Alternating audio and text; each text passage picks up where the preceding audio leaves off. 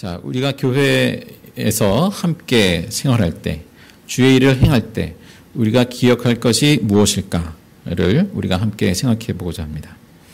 우리가 성령의 역사, 또 성령께서 우리를 통해서 행하고자 하시는 일에 주목하고 거기에 마음을 같이 하는 일, 이것이 아주 중요한 줄로 믿습니다. 오늘 본문의 말씀을 통해 우리에게 주시는 그 성령의 음성을 우리가 귀 기울여 드릴 수 있기를 간절히 바랍니다. 자, 오늘 고린도전서 12장인데요. 그 고린도 교회에서 일어난 그 은사 문제와 관련해서 대답하면서 가르치는 그런 내용이 되겠습니다. 자, 일단 성령의 은사를 여기 말하고 있는데, 성령의 은사가 무엇입니까? 우리가 예수를 믿고 세례받은 사람들에게 하나님께서 주시는 영적인 선물을 뜻하죠. 모든 그리스도인에게 하나님이 주신 그 은혜라고 하는 것, 그 은혜가 우리의 삶을 통해 어떤 모양으로든 표현될 때, 구체적으로 드러났을 때 그것을 은사라고 말하고 있습니다. 자, 그래서 이 은사라는 것은 어떤 우리가 타고난 그런 어떤 것이 아니죠. 그러니까 어떤 아이는 쟤는 그 머리가 타고났어 라고 표현할 때 그런 것과 같지 않다라는 것입니다. 또 어떤 사람은 경험적으로 후천적으로 노력의 결과로 뭔가를 얻었어요. 능력이든 재능이든. 그런 것과 같지 않다라는 것이죠. 나로부터 비롯된 것이 아니라 성령께서 주시는 은혜의 선물이 은사다라는 것입니다. 자, 그런데 고린도 교회에 이 성령의 선물에 대한 오해가 있었습니다. 뭔가 신비적이고 황홀한 가운데 이루어지는 그 현상을 굉장히 높이 평가하는 거예요. 이것이 더 높은 경지다. 오늘날에도 그렇게 보는 관점이 많이 있죠. 이제 이때 당시에는 대표적인 것이 방언이었어요. 뭔가 황홀경 가운데에서 뭔가 알 수 없는 방언을 막 말하니까 이게 굉장히 높은 영적인 경지구나. 이 성령의 은사 가운데도 굉장히 높은 그러한 것이구나. 그렇게 여겼습니다. 근데 이렇게 여긴 데에는 그때 당시 종교적인 배경도 있어요. 이 고린도 교회가 속한 이 고린도 지역, 헬라 문화권이죠. 당시 헬라 세계에서 신이 임했다라고 보는 그런 현상들, 황홀 상태. 그러니까 다른 우상숭배 타종교 가운데에서도 그런 현상들이 있거든요. 그러니까 그런 현상 가운데 벌어지는 일들을 보면서 굉장히 높은 어떤 경지라고 여기는 것이죠. 그런데 이제 예수를 믿고 나서도 그러한 현상을 보면 전과 동일하게 그러한 관점으로 바라보는 것입니다. 자, 그래서 오늘 2절 말씀이 그 말씀인데,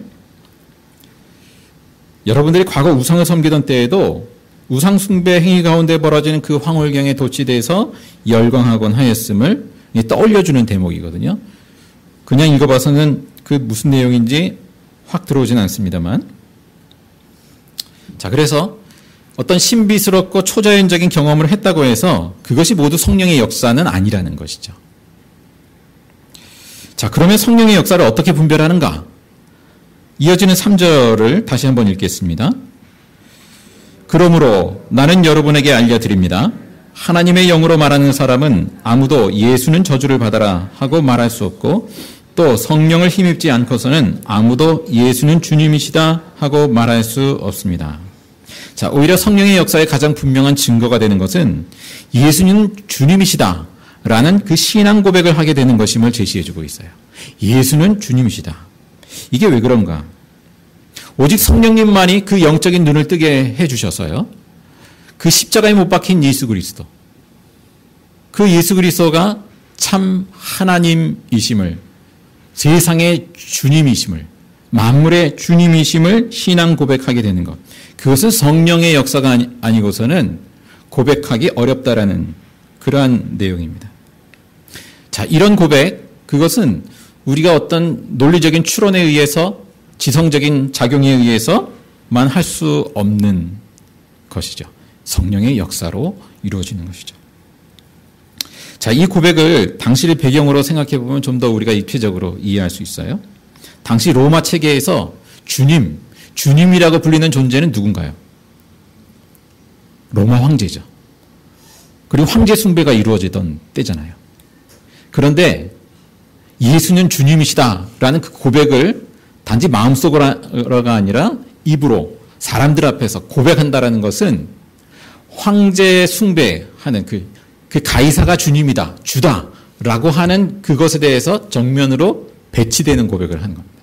가이사는 주가 아니다라는 그 이야기를 하는 것이 됩니다.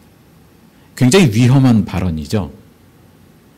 그래서 이 위험을 무릅쓰고 예수 그리스도는 주님이시다라고 사람들 앞에서 그 고백한다라는 것, 그것은 성령님께서 하시는 일이다 라는 것이죠. 우리가 흔히 생각하는 우리끼리 그냥 그래 내 마음속으로 예수는 주님이셔 라고 고백하는 것과는 다른, 그걸 넘어서는 고백이죠. 성령께서 하시는 일이다 라는 것입니다. 그래서 누가 성령의 사람인가? 그것은 얼마나 신비한 현상이 그 사람에게 나타나느냐? 그것에 있는 것이 아니라 예수가 주님이심을 고백하는 사람, 그리고 그 고백대로 오직 예수를 주님으로 따르는 사람인가? 거기에 있다라는 것입니다. 그런데 고린도 교회의 실상은 어떠했습니까? 성령의 은사를 자랑하는 고린도 교회 성도들. 그런데 그 실상을 보면 그리스도의 몸된 교회에서 어떤 교만과 분쟁과 다툼이 자꾸 일어난다는 말이죠. 예수님을 주님으로 고백하고 따르는 것과는 거리가 먼 모습들이 자꾸만 나타나더라는 것입니다. 얼마나 신비한 어떤 방언이든 뭐든 그러한 현상이 나타났다 할지라도 그 실제의 모습을 보면 성령의 은사, 성령의 열매, 그것과는 거리가 먼 모습이었습니다.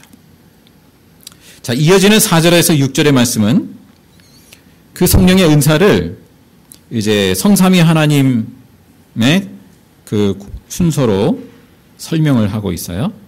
성령님, 또 그 다음 절은 주님이라고 표현되는 예수 그리스도, 그 다음에는 성부 하나님. 먼저 4절을 중심으로 해서 나누고자 합니다. 은사는 여러 가지지만 그것을 주시는 분은 같은 성령이십니다 했습니다. 그러니까 은사의 원천은 내가 아니라 성령이라는 것이죠. 성령께서 각기 다르게 주신 선물을 가지고, 그 은사를 가지고 서로의 영적인 높낮이를 판단하는 것은 어리석은 것이라는 것이죠. 바로 거기서 분쟁이 일어납니다. 고린도 교회가 그랬잖아요. 각자의 어떤 받은 은사를 가지고 내세우고 내가 더 높다 낮다 이것을 제했습니다.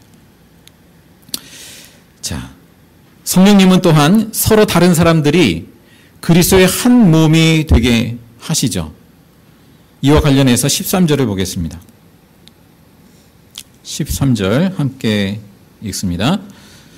우리는 유대 사람이든지 그리스 사람이든지 종이든지 자유인이든지 모두 한 성령으로 세례를 받아서 한 몸이 되었고 또 모두 한 성령을 마시게 되었습니다.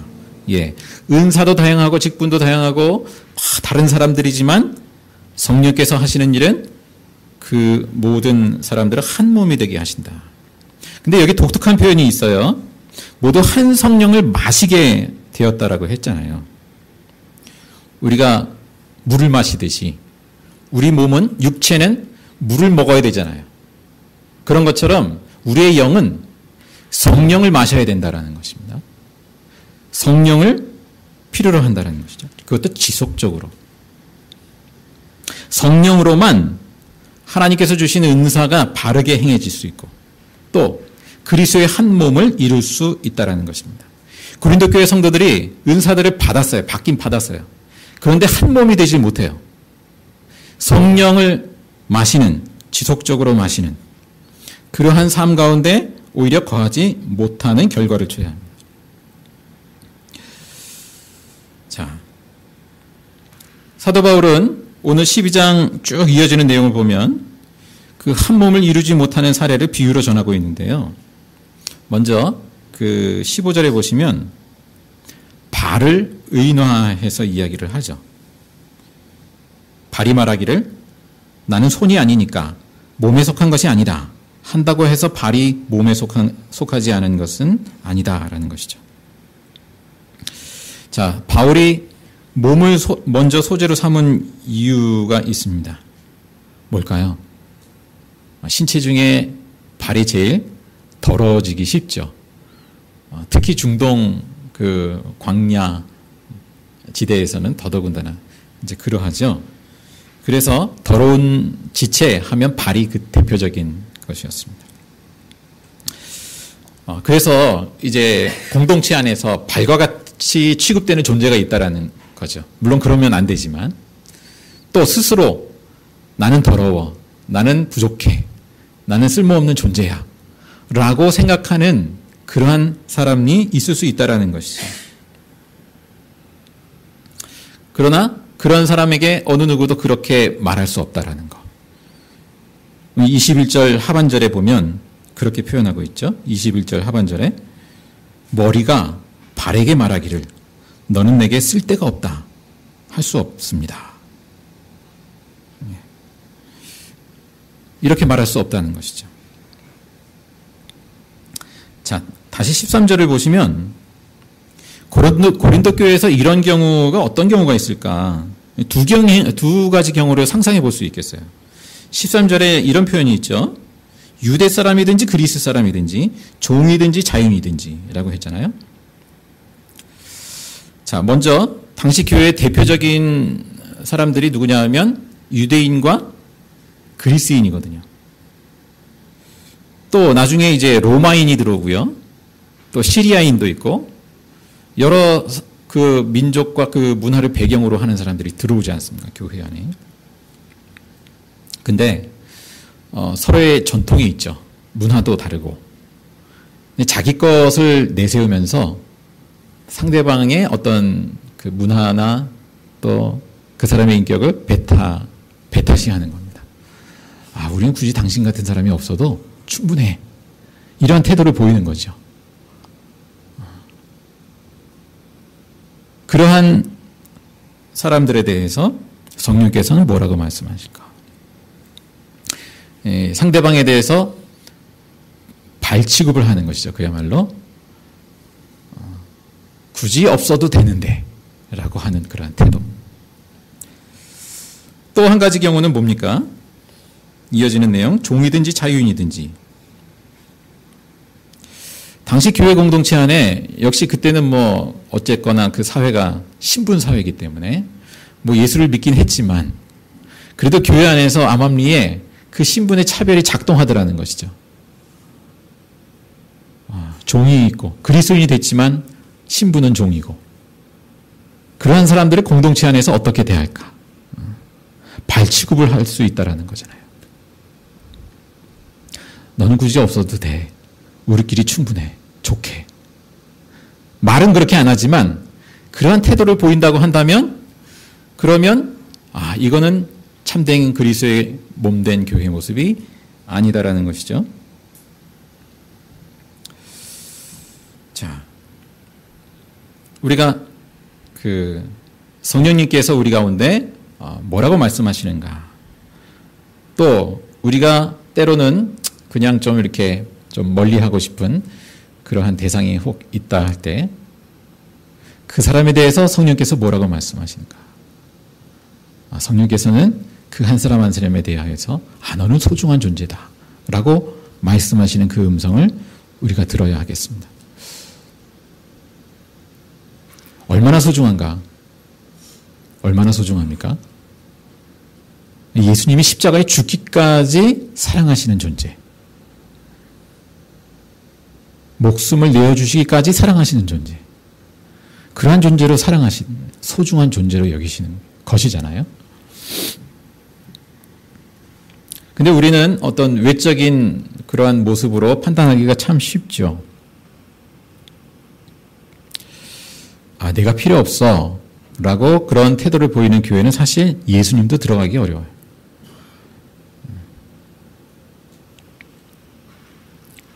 자, 결국 한 성령을 마시며 한 몸 된 교회의 모습은 어떤 건가? 26절에 이렇게 이야기하고 있습니다. 26절을 우리가 큰 소리로 읽겠습니다.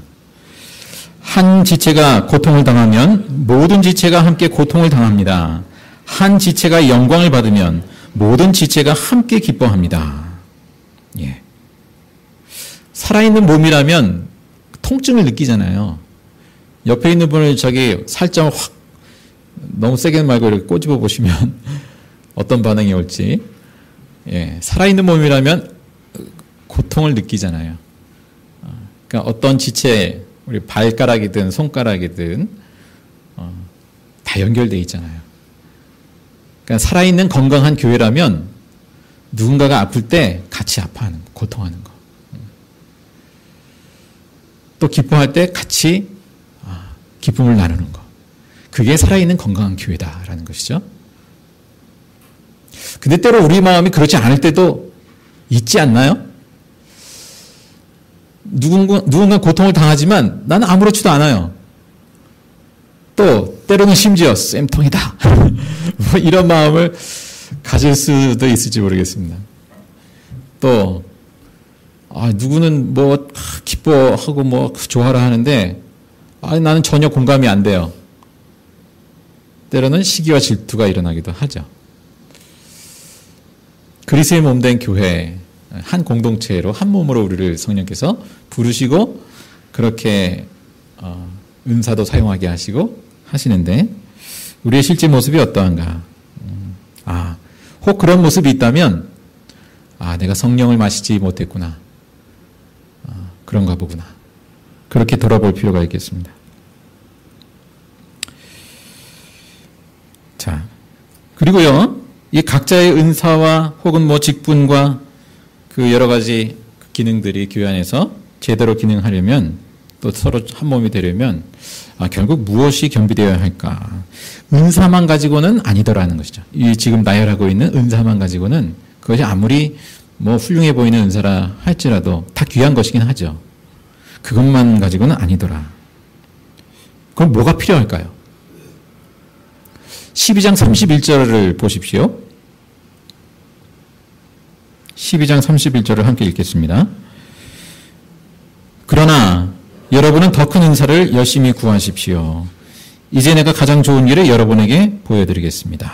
거기까지죠.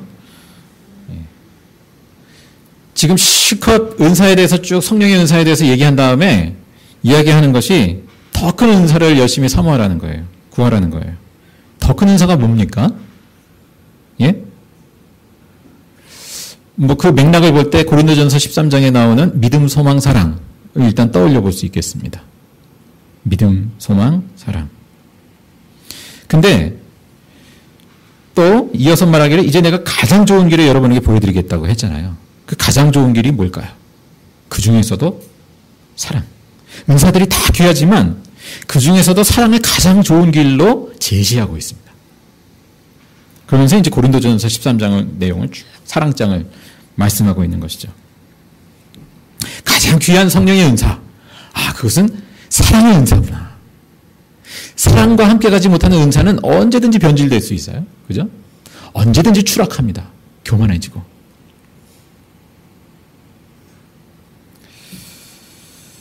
자, 다시 오늘 본문의 말씀에, 읽은 말씀에 마지막 절 7절로 돌아가겠습니다.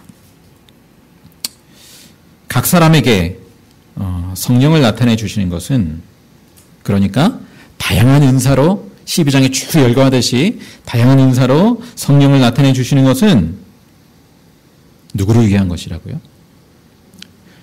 공동이익을 위한 것이다 말씀합니다. 그래서 오늘 주보의 제목에는 공동선이라고 표현했습니다. 자, 성령께서 하시는 일은 결국 뭔가? 뭐 은사도 주시고 직분도 세우고 뭐 여러 가지 그렇게 은혜를 공급해 주셔서 결국 하시는 것은 뭔가? 뭡니까? 나만? 우리끼리만? 좋은 어떤 것? 그런 것이 아니라 공동의 유익을 가져오는 것. 그것을 성령께서 이루시더라는 것이죠. 그것을 위해서 은사를 주시고 직분도 세우시고 하시더라는 것이죠. 자, 그러니까 우리가 뭔가를 할 때 나만, 우리끼리만 좋은 것인지 아니면 모두를 위하여서 좋은 것인지 그것을 한번 따져볼 필요가 있겠습니다. 또 우리가 뭔가 이익이 내게 생겼을 때, 뭔가 좋은 일이 생겼을 때, 그 이익이 나한테만 좋은 것인지, 우리한테만 좋은 것인지, 아니면 모두의 공동의 유익을 위해서 유익을 가져다 주는 것인지, 그것을 분별해 볼 필요가 있겠습니다. 때로는 내게는 좋은 것으로 여겼는데, 또 우리끼리한테는 좋은 것으로 여겼는데, 공동의 유익을 위해서는 아닐 수도 있는 것들도 있더라고요. 그렇죠? 그것을 분별하는 것, 우리 몫이죠. 그게 성령의 인도하심을 따르는 것이죠. 성령을 마시는 거죠. 지난주에 그 별내에 있는 한 교회를 방문할 일이 있었습니다. 두 번째 방문한 교회인데요. 굉장히 이제 공동체적인 그러한 교회였습니다. 상대적으로. 이제 매일 저녁 전 교인이 함께 식사를 합니다.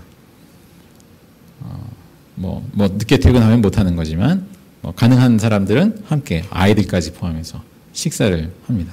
이제 교회가 이제 자그맣게 세운 건물인데, 그 안에 또 대안학교 같이 또 되어 있어요. 어린아이부터 고등학교까지 이제 또 거기서 이제 같이 공동체적으로 가르칩니다. 식사도 같이 하고. 자, 그러다 보니까 그런저런 이제 유익들을, 어려운 점도 있겠지만 유익들을 이야기를 하시더라고요. 일단 거기 보니까 자녀들이 대부분 3명이에요. 많으면 4명. 왠가 보니까 같이 키우다 보니까 수월한 거예요. 그러니까 나라 해서가 아니라 그렇게 자녀를 부담을 덜 갖고 낳게 되는 거예요. 요즘 어떻습니까? 나라에서도 나라 하고 장려하지만 그게 말처럼 쉽나요? 근데 공동체가 함께 그렇게 하다 보니까 그것이 자연스럽게 되더라. 또 아이들이 함께 크다 보니까 사회성이 자연스럽게 길러집니다. 인격도 이렇게 그 공동체 안에서 그렇게 자연스럽게 부모가 이래라 저래라 하지 않더라도 세워지더라. 그리고 애들이 그 핸드폰 가지고 부모가 씨름하지 않는데요.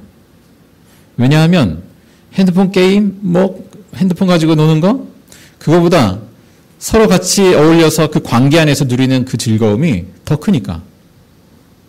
그러니까 억지로 차단해서가 아니라 그렇게 핸드폰 가지고 그렇게 매달리지 않더라는 것이죠, 아이들이. 우리가 얼마나 집집마다 그렇게 씨름합니까? 우리 청소년, 중고등학생 아이들 둔 가정에서. 그러니까 우리가 단지 개인에게 이렇게 살아라, 이렇게 해야 한다. 물론 그렇게 권면도 위로도 격려도 필요하지만 그것 가지고는 뭔가 아쉽죠. 뭔가 그런 것들이 자연스럽게 이루어질 수 있는 그 공동체, 삶을 함께 나누는 공동체 가운데 경험하게 하고 참여하게 하고 그것을 대물림해 주고, 그게 필요한 것이 아닙니까? 그게 교회 아닌가요?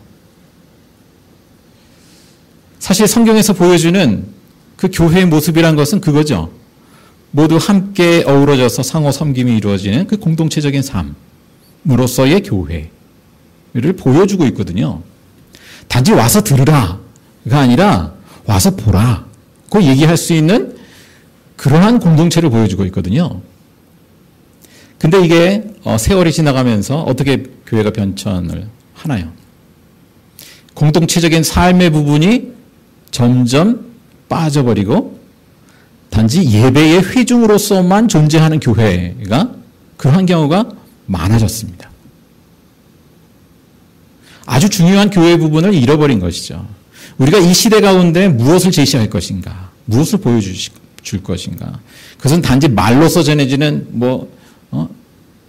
어떤 것이, 물론 그것도 반드시 수반되어야 되겠습니다만, 우리가 말하는 것, 우리가 증언하는 것, 그 복음이 우리 삶의 현실로 어떻게 나타나는가. 함께 상호 섬기는 그 공동체적인 삶의 모습으로 드러나는 것. 그것은 단지 교회 안에서만 공동의 이익을 취하는 어떤 것이 아니라 교회의 울타리를 넘어서 지역과 사회, 이 시대 가운데에서도 그 공동의 이익을 누리게 하는 그러한 본보기. 그래서 그렇게 초대해서 참여하게 할 수 있는 그 본보기. 성령께서 우리 가운데 이루시는 그 일은 바로 그와 같은 일이 아니겠는가라는 것이죠. 자, 우리가 추구하는 일들, 우리가 얻고자 하는 이익, 그것이 어떻게 공동의 이익과 연결되는가. 그것을 우리가 성령께서는 그것을 나타나게 하시죠. 단지 내가 예수 믿고 축복받아서 이렇게 됐습니다. 라는 간증 귀하죠. 그러나 그 축복과 내게 주어진 은혜와 그 이익이 공동의 유익과 어떻게 연결되는가? 그것을 말할 수 있는가? 그것이 없다면 가장 중요한 부분을 성령께서 이루시는 그 부분을 놓치고 있는 것이죠. 우리가 앞으로 추구하고자 하는 일들이 무엇인가요? 이 공간을 통해서 우리가 어떻게 이익을 볼까? 이거는 아니지 않습니까? 결국 공동의 이익을 위해서. 그것은 교회의 담장을 넘어선 이 지역과 이 시대 가운데 포함해서. 그래서 공동선이라고 표현했습니다. 공동선을 위해서 우리가 어떤 일을 할 것인가.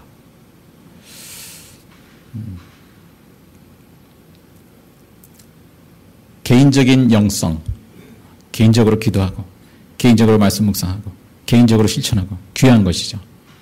그러나 성령께서 우리에게 요구하시는 것은 단지 개인적인 영성이 아니라 그 공동체, 또 공동의 유익을 이루게 하시는, 이것을 위해서 우리에게 여러 가지 모양의 은사도 주시고 은혜도 주시는 분이구나 라는 것입니다.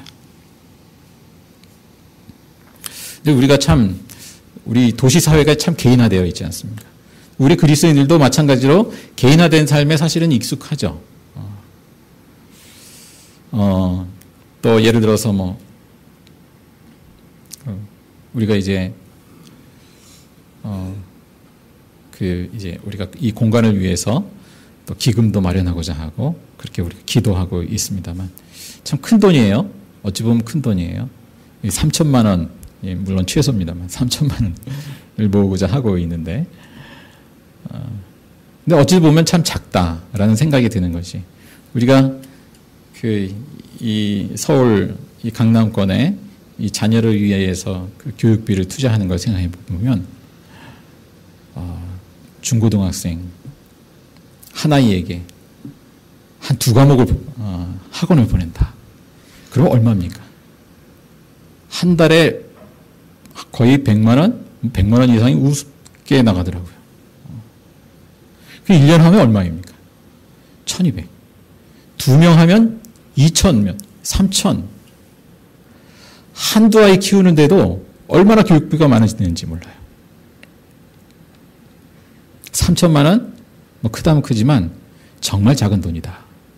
공동의 유익을 위해서라면, 우리가 한 아이를 위해서도 그렇게 하는데 공동의 유익을 위해서라면 어떠한가? 그런 생각을 해봅니다. 자, 5절, 6절 말씀을 함께 짧게 읽으면서 마무리하고자 합니다. 5절입니다. 섬기는 일은 여러 가지지만 섬김을 받으시는 분은 같은 주님이십니다. 무슨 말인가요? 여기까지만. 은사의 목적이 나의 유익에 있지 않고요. 또 내가 어떤 영적 수준에 오르는 것도 아니고요. 궁극적으로 은사의 목적이 주님을 섬기는 데 있음을 말씀해 주고 있습니다. 어떻게 주님을 섬기나? 성령을 따라 공동의 유익을 위함으로 주님을 섬기는 것이죠. 6절 말씀입니다. 일의 성과는 여러 가지지만 모든 사람에게서 모든 일을 하시는 분은 같은 하나님이십니다. 자, 은사를 통해 일하시는 분은 누군가요? 내가 주체가 아니라, 내가 아니라 하나님이심을 말씀하고 있죠. 나의 역할은 하나님이 원하시는 대로 내가 쓰임받고자 그렇게 되어드리는 일. 그 일. 하나님께서 각 성도들에게 성령을 주셔서 공동의 유익을 구하게 하시는 분, 바로 하나님이 하시는 일이다 라는 것입니다. 성삼위 하나님의 역사가 이처럼 우리를 통해서 공동의 유익, 공동선을 힘있게 이루어 가시기를 간절히 바랍니다. 기도하겠습니다. 사랑의 주 하나님, 저희들을 부르시고 하나님의 자녀 되게 하시고 또한 주님의 일꾼 삼으심을 감사드립니다. 주님께서 부어주시는 은혜와 은사와 직분을 따라서 저희들이 그리스도의 몸된 교회를 섬기며 공동의 유익을 구하게 하시고 또 교회의 담장을 넘어서 이 지역과 시대 가운데 공동선을 이루어가게 하여 주시옵소서. 주님, 나만의 우리만의 이익을 넘어서는 믿음을 더하여 주시고 아버지 하나님 그 눈을 주시고 마음을 주옵소서. 그리하여서 저희를 통하여서 무사람들이 하나님의 은혜와 복음을 누릴 수 있도록 주님, 저희들을 더욱 성령 충만하게 하여 주옵소서. 이어서 주님 가르친 기도로 함께 기도하오니 하늘에 계신 우리 아버지, 아버지의 이름을 거룩하게 하시며 아버지의 나라가 오게 하시며 아버지의 뜻이 하늘에서와 같이 땅에서도 이루어지게 하소서. 오늘 우리에게 일용할 양식을 주시고 우리가 우리에게 잘못한 사람을 용서하여 준 것 같이 우리 죄를 용서하여 주시고 우리를 시험에 빠지지 않게 하시고 악에서 구하소서. 나라와 권능과 영광이 영원히 아버지의 것입니다. 아멘.